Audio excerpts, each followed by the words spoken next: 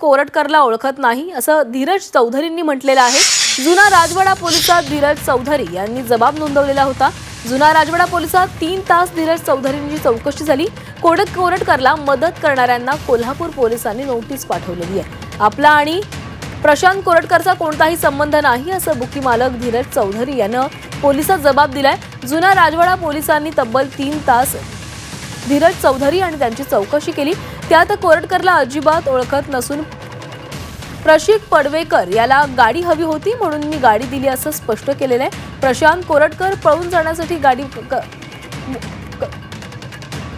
जाण्यासाठी मदत करणाऱ्या आणि ज्यांनी कोरटकर याला आश्रय दिला अशा सर्वांना कोल्हापूर पोलिसांनी नोटीस बजावली आहे। त्यातून धीरज चौधरीची चौकशी करण्यात आली आहे। तर पाहूया धीरज चौधरीने काय जबाब दिलाय।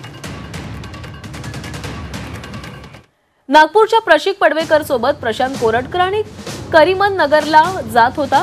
यावेळी त्याची गाडी बंद पडली। प्रशांत पडवेकरनं माझ्याकडे गाडी मागितली म्हणून मी त्यांना गाडी दिली। मी कोरटकरला ओळखत नाही। आपला आणि कोरटकरचा कोणताही संबंध नाही।